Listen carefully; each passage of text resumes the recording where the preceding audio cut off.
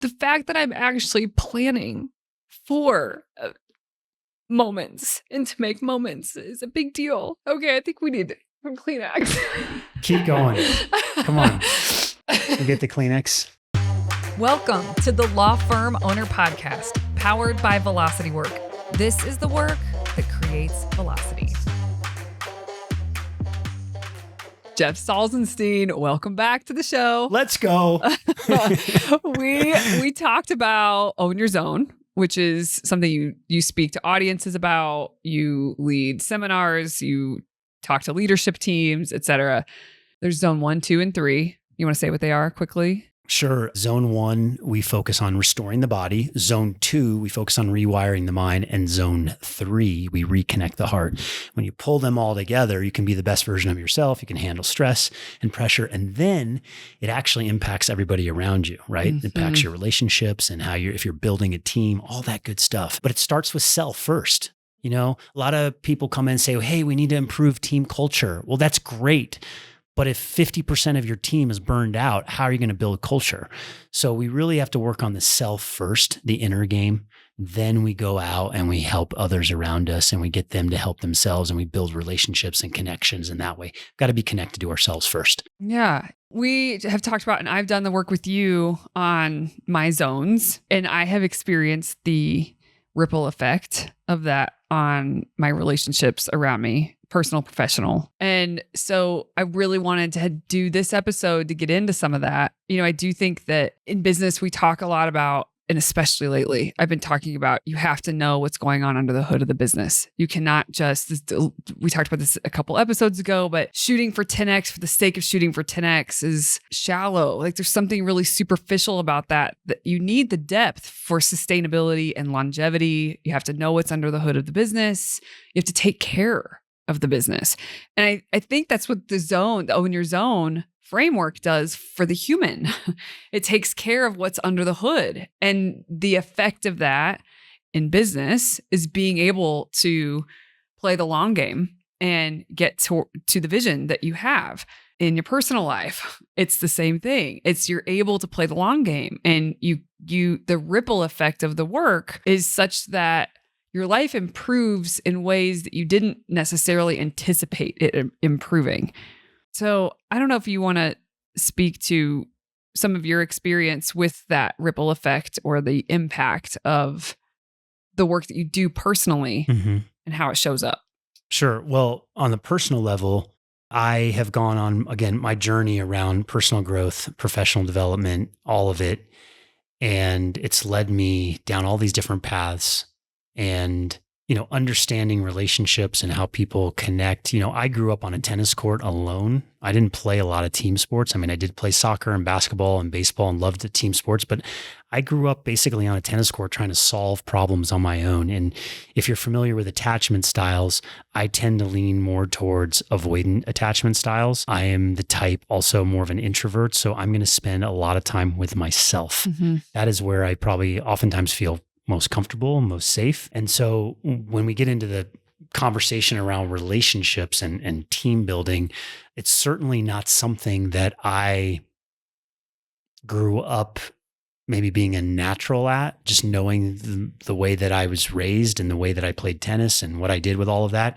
But an interesting development through this process is that when you do start to go on a journey to know yourself, it allows you to choose who you want to spend time with. Like their energy is really important to see where you might be falling into unhealthy patterns around codependence. And so I have an eye on healthy relationships because I've really worked on creating a healthy relationship with myself. I think if you have a healthy relationship with yourself, if you are taking care of your body, that's like the ultimate self-care is the ultimate form of self-love, right? Like you're really loving yourself when you get sleep and you get massages and you eat well and you exercise and you're sleeping well. Like that is really showing your body, your mind, your soul that you're here for it. Like you're here to take care of yourself. And I think if you come from that place, then you don't necessarily need validation or need to feel better by having other people around you. Like you get more and more comfortable loving yourself. I think that's the starting point. That's the foundation. And then when I work with leaders and high achievers,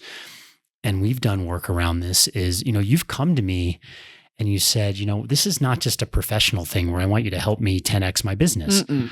I want to have the whole package. I want that 11-10 out of life. And one of the things that's important to me, and it comes up all the time working with another client right now, the number one thing we're working on right now is his connection to his wife. Mm-hmm.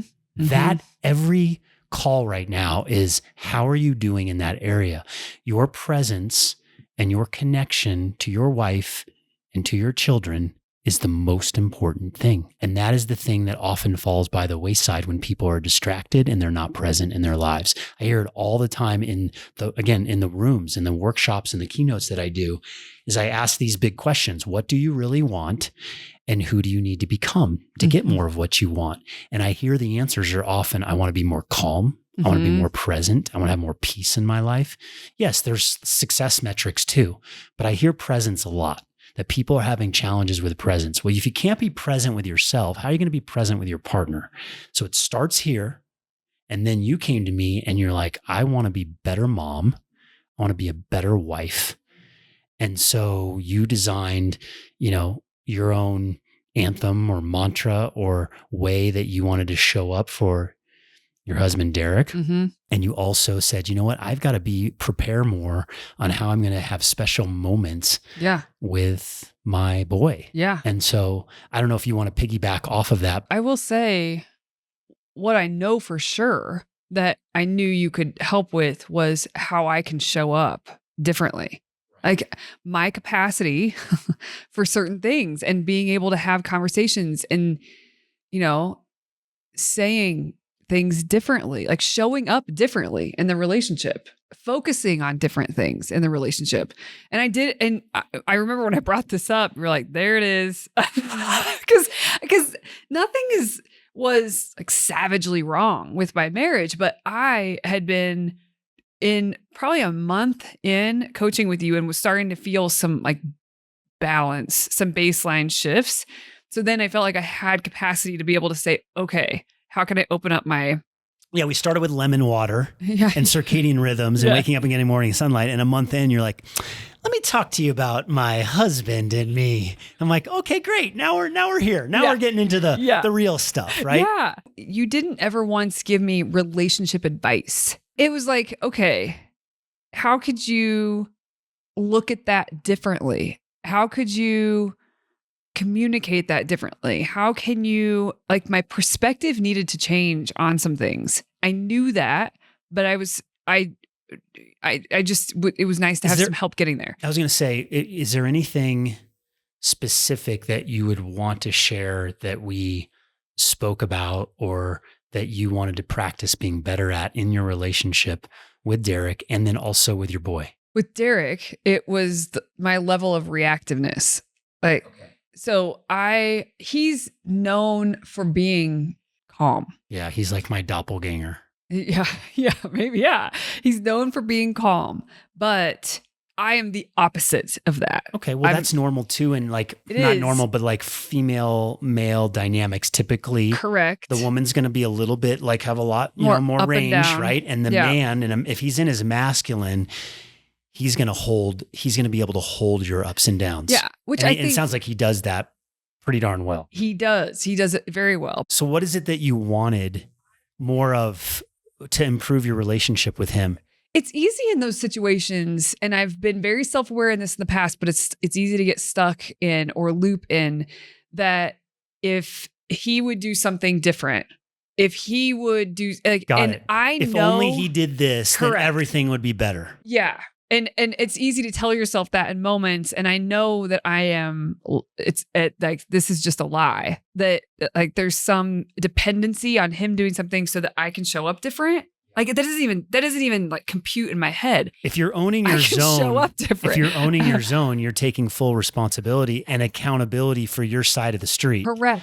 And you're saying, how can I show up differently and maybe even communicate what I want from him in a different way? Yes. So it doesn't spin in a way that creates a dynamic that's unhealthy. Correct. Right. And I think number one, working on myself with getting more sleep, which he's militant about sleep and sleep hygiene. So me finally getting more sleep, waking up early, having space for myself in the mornings.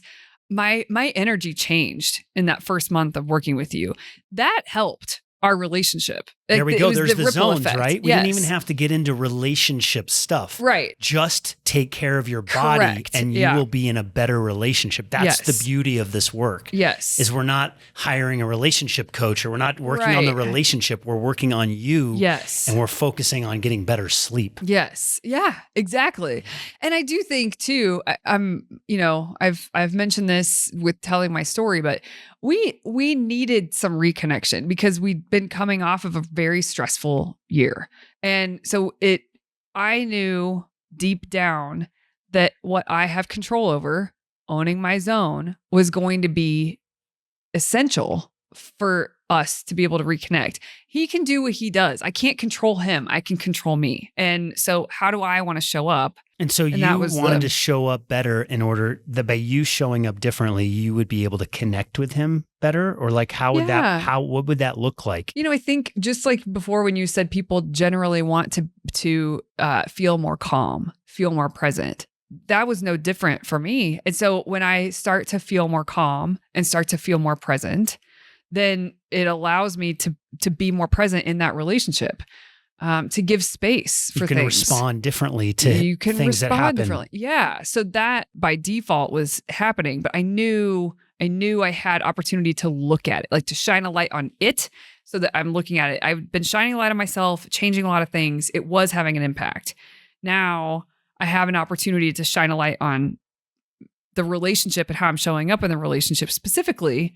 And just giving attention to it was helpful. So more attention, more awareness to connecting with him in a deeper, different way. Also, I didn't have the capacity to connect with him very well when we were going through all the stuff. Right. It's survival mode a bit, Except what I would say is when you're going through all those stuff, if you have the little breathing in and and you're sleeping well and you're not drinking, even when you're going through the muck, you could sit there with him and be like, we're totally present with each other right now, even through the muck, instead of distracting and going the other way. So I didn't have those tools. Correct. Yeah. So anyway, through work, I ended up creating an anthem specifically about that relationship. And that was really helpful. Were there any words or phrases in there that things that jump out at you? Focusing on him. Like there was really specific stuff in there about focusing on him, being curious about what is going on in his mind, what he's experiencing. Like that curiosity was flat beforehand. And so that was very helpful. I sent that anthem to him after I worked on it. How did he respond to that? He loved it. I mean, he told me 2 different times. He responded and he was like, "This is amazing." Was this before your anniversary? Anniversary or of what? Birthday? I don't know. There was a birthday. It was a birthday before your birthday. He did that Before. unbelievable post for you, honoring you. So I'm sure it didn't hurt that you are like totally loving on him with the anthem and what you're doing. That like, again, like when you feel seen and heard and understood, then you're going to feel like you want to give more to the relationship. So it's a reciprocal thing that takes place. Yeah, it made a big difference. It made a big difference for me. And not that there's not more work I could do. We're not done. We're never done. By any stretch. It's all a process. I'm not Buddha at home yet, or probably will never be, but I am a lot further along than what I was in terms of just presence. And with Lachlan, my son, I really cared about, I feel like building this business, it's easy to miss moments that I'm going to wish I didn't miss. He's at an age where, for me personally, this is my favorite age. The baby stage was the baby stage, and it's all a bit of a fog for me. And I see videos of myself back then, and I am smiling. So I know that there was happiness there. But when I think about that time, it feels like survival, I guess. And as he's gotten older, the connection, we've always had a connection. Lachlan and I are super close, like heart connected. But as he's gotten older, the conversations we have are insane. I mean, I know everybody who has a 5-year-old probably thinks this about their own kids. Right. But it's like, oh my God, this person is developing. And my job is to help them develop in the ways that light them up, There's more to it than that, but One of the things that stands out from our work together, and I've seen this with other clients, is you came to me and you said, I want more moments. I want more experiences. And it was literally the simple exercise of like, okay, what do you want to do? And you're like, well, I want to take him here. I want to take him to the aquarium or the zoo or like whatever. And I said, okay, is it in the calendar? And you're like, no. Yeah. I'm like, okay, like get it in the calendar. Yeah. So it's as simple as being intentional. We talked about being intentional and preparing.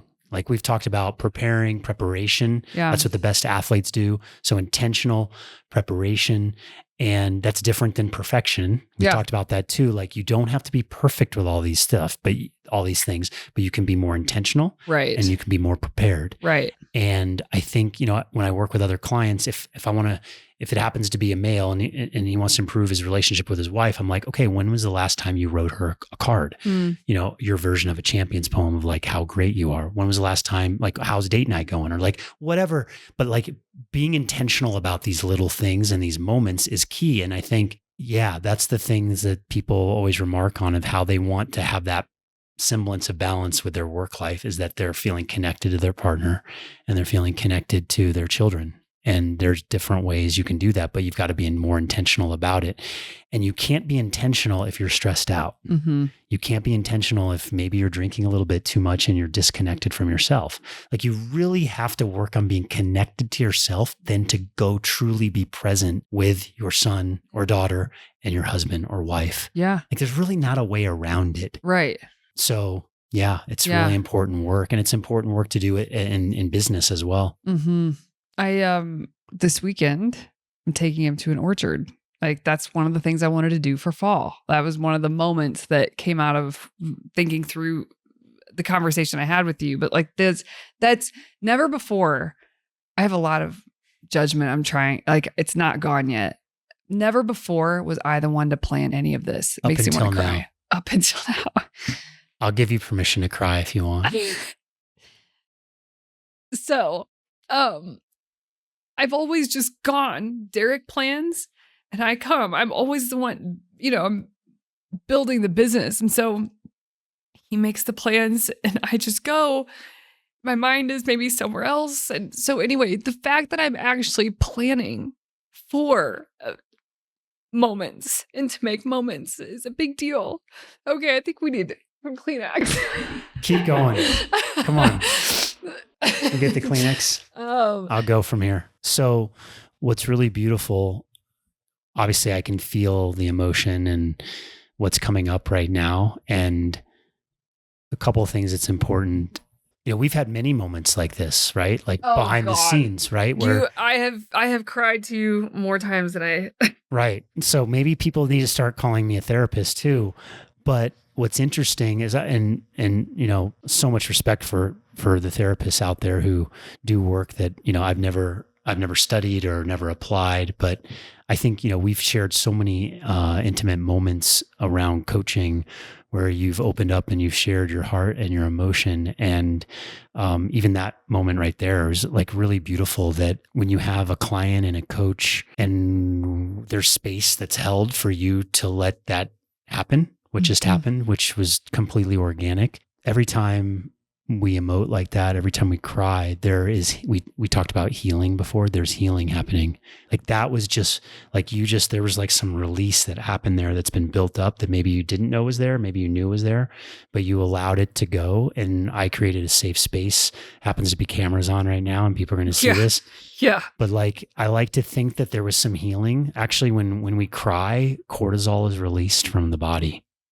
So like stress is released. And I imagine those tears, maybe there's some sadness in there, but there's probably also some appreciation and joy in that you're now taking the reins and being intentional about what you want to create for your son more so than ever. Mm-hmm.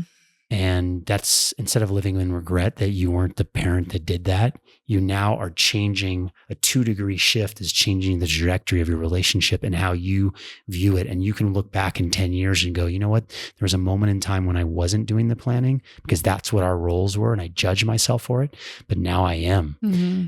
And that is probably one of the most beautiful things you can do, to see like your own growth, to be intentional, and then to see how it impacts your beloved family. I just did not I can see it now. I didn't have the capacity to do the things that we're talking about, like planning things, me buying the tickets, not my husband. Like that, I mean, I'm just doing it. And how does that make you feel to do that? Really good. I mean, there's a dichotomy for me. What's the feeling? Judgment of like, okay, there's judgment. Yeah. Okay, like that's fine. That's you shadow didn't do side. it. Okay. Also a little bit of judgment, like you're the mom and your husband's doing all these things. Like there's a little bit of that, which is, I know not to give too much weight to, but it's there. But I didn't have a year ago. Well, we were starting the IVF and all of that, but what's the renewing emotion that comes with knowing that you're doing that now? So the depleting emotion might be frustration and there's anger or maybe guilt. That's, the hard emotion, like that's heavy. But then what's the lighter emotion that you're doing this now? joy. You feel more joy. Yeah. You experience joy. Yeah. Joy is driving a lot of the decisions I'm making now. Like I know that I'm going to deeply enjoy doing those things with him. So it's driving my motivation to be able to do that.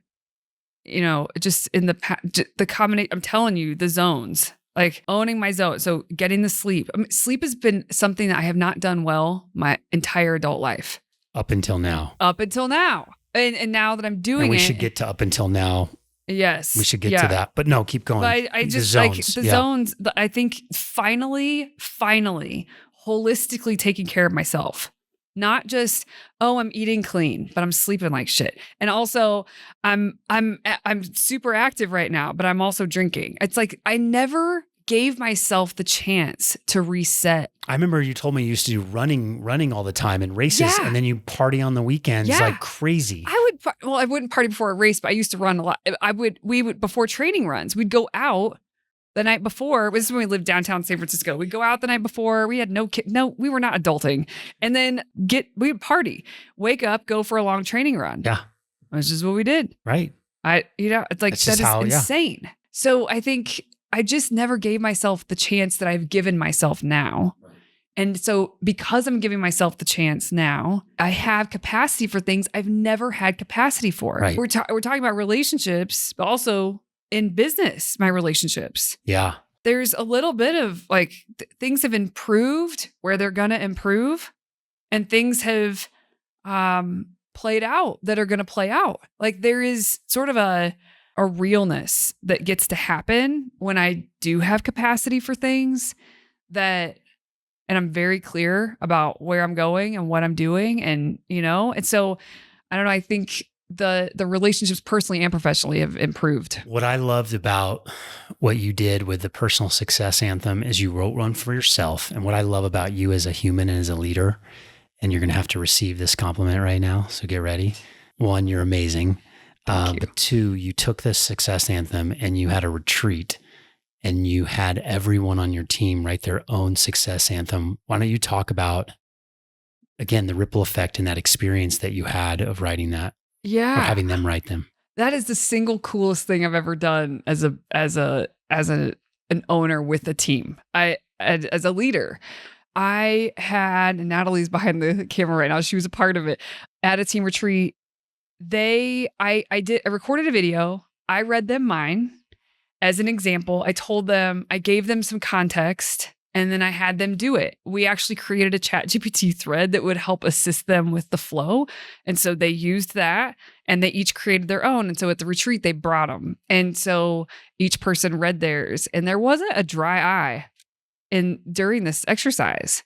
I mean, I'm pretty sure everybody had tears it was really beautiful. I mean, that's one way. If you want to build a team and you want to bring people closer together, you do something like what you did, right? And then you find out who's on and who's on the bus and who's maybe not. But what a gift to take the time instead of driving revenue and metrics and spreadsheets and whose roles, that you actually took some space and time to let them think about what they want to create in their lives, personally and professionally, where they fit into this whole thing that you want to create, and to bring some emotion into the room and some feeling. I think men could be doing this more. Women could obviously be doing it more, but like the other day I was doing the workshop, and when it was done, it was down in Louisiana. I came out and two guys shook my hand. They were car dealers. And they said, thank you for talking about emotions and feelings. Like we don't, at car dealership and sales, we don't talk about that stuff. I go, I know. We also don't talk about that stuff as a pro tennis player when you got to win the next point. But when the match is over and the week is over, what do you do with those emotions? What do you do with those feelings? And, that's of course part of zone 3, but like opening up the room, opening up your team to be able to share what they really want, what they want to create. You're giving them space to be seen and to be heard. But it's only possible if you did that first for yourself. Yes. Self first. Yes. And then you went and you did it. And it was just this really like juicy, powerful, impactful experience. And more of that, right? Mm-hmm. More of that to create connection. And you did that. So I noticed that when I go in and do workshops, or keynotes or key shop, mostly the workshops, when a CEO like yourself, a leader, says, you know what, everyone, team, I'm bringing Jeff in to share the Own Your Zone, where he's going to ask you these questions. What do you really want? Who do you need to become? He's going to give you a framework.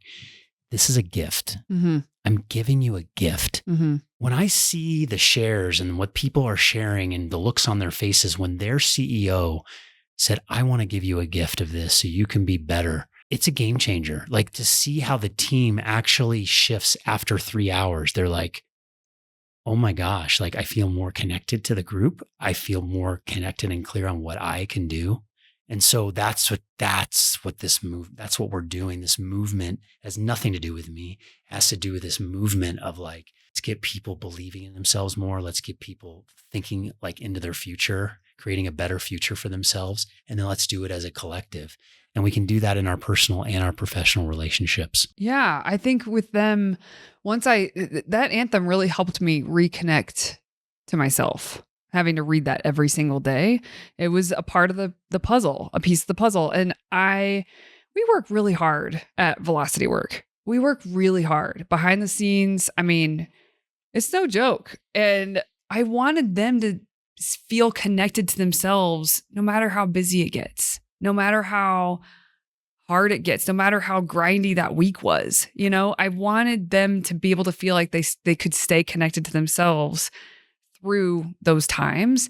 And it was beautiful what came out of it, like what they want for themselves. It was so clear, the themes for themselves that might have been brushed to the side or forgotten for a while. It let everything surface that mattered. And I want people bringing their whole selves to work, not feeling like they have to shut off part of themselves for work.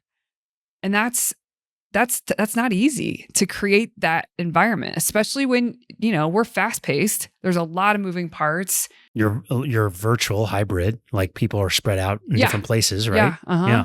So that's hard to create connection when you're not in the same place all the time. Yeah. So I highly recommend it to anyone who would consider it. But I do think first you have to do it for yourself. You have to see the impact of what that is and what that does.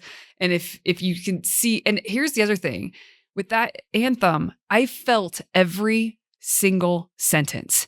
Like I didn't stop rewriting that anthem until every sentence I wrote, I could feel. And if it just felt like a sentence, words have power. And if it just felt like a sentence that was like nice to say, it got removed or it got reworked. And so if you're going to do an anthem or a champion's poem, it has to hit. And if it doesn't hit, keep working on it. Right. And then once you have that for a bit, maybe you can have other people around you create that for themselves. You just explained the keynote process that I've been developing the Own Your Zone keynote for 3 years. And I'm still changing little lines here and there when I read it out loud. And it sounds like it's not okay. I can say it this way. Mm-hmm. And so it's coming. Yeah. I'm channeling. It's coming from here. And like all of this lends itself to like, we want to be in alignment in our lives. Mm-hmm. And if we're doing the Own Your Zone and then we're doing it ourselves and then we're sharing it with everybody else in the world. Like, I want leaders with their team, when they're thinking about culture, to be asking the questions like, how's your sleep? How's your rest and recovery? How's your self-talk? Are you connected to your heart? What if you just put your hand on your heart a couple times a day and took a couple deep breaths and just felt your heartbeat? You're going to regulate your nervous system. Imagine if every CEO and leader actually had those basics down, not much more, but they just asked those questions. Yeah. Imagine the type of conversations and the shifts and the change that would happen within an organization when an owner was so connected to that concept, how it would impact the growth of the business, the revenue, the retention rate, the well-being. Like, all of it would happen if these leaders were tapped into those types of questions and that type of leadership. Absolutely. I mean, who is interested in getting to some number with your business if you don't have what you just described? A lot of people are interested in that, but it's not the type of people right now that we're going to attract, right? It's like, but it's okay if they're not there yet, but eventually maybe they'll get there. Yeah. There's a timing aspect. Yeah. Like, I'm doing my thing and I got 100 people in a room. Maybe 20 are like, I'm all in, and 40 are like, I'm halfway in, and the other 50 are like, I don't even know what this guy's talking about. But at some moment in time, more of those people are going to jump on the bandwagon, because this is it. This is the foundation for us to be the best leaders, the best humans, the best version of ourselves at a really deep level. Yeah. Well, man, thank you for the episodes that you've done with us for this. This has been such a treat to have you in person. I love that. I love the summer. Like, right now we're in September and I've spent 4 months almost really working closely with you. And my life looks very different than when I started working with you. A lot of different aspects look very different.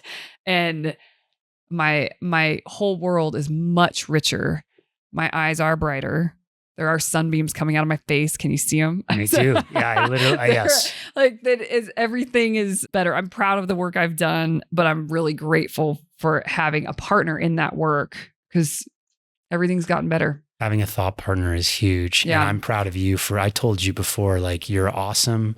You're so courageous. You're not just a top 1%er, you're a top 0.1%er. And whoever's listening to this podcast, if you're in the law firm world or whatever, like, you want to have someone like Melissa on your team that's doing this type of work, because you're really going to be looking out for the whole being and the whole organization. And it's not an accident that we're vibing and attracted to each other in this way, because you've helped me so much. You know, I've said it before, like, when the student is ready, the teacher will appear. Mm-hmm. And if anything, you have been my teacher as much as I've been your teacher. It's a reciprocal relationship. And we're just going to keep going, spiraling up mm-hmm. and staying aligned. And when we fall out of our zone, we're just going to come back again. And it gets a little bit easier and a little bit easier the more that we build this foundation. So thank you for giving me the space to share and to open up an opportunity for me to share more of myself and what I believe in and what I think can really help the world and how I think I can best help the world these days. Yeah, well, you certainly do. Okay, again, I haven't asked you this every episode, and of course I'll put links, but if people want to reach out to you, you answer your DMs. Sure. JeffSalzenstein.com, Instagram, LinkedIn. I'm available. I'm really attracted to people that, like you, that want it, that want to do the work, that are serious about it. I'm not for everybody. That are desperate enough. I'm not desperate. I'm not for everybody. But yeah, desperation. I do attract some desperation. Like, the level of pain I was in was the reason that it was just a no-brainer for me. I was going for it. Well, you kind of hid that well, because I didn't really pick up on it was that intense of your pain. I didn't know your background. Mm. I just knew you were hungry and you wanted to change. And that's how I can change the world, is like pulling more people in like you that really want to do the work. Mm-hmm. And I'm here. Let's go. Let's go. I'm ready. Let's do this. So thank you again. Thank you. Before you go, be sure to hit subscribe so you don't miss an episode. And if you'd like to hear more on this topic, let us know in the comments below. Thank you for listening to the Law Firm Owner Podcast. If you're ready to get clearer on your vision, data, and mindset. Then head over to velocitywork.com where you can plug in to quarterly strategic planning with accountability and coaching in between. This is the work that creates velocity.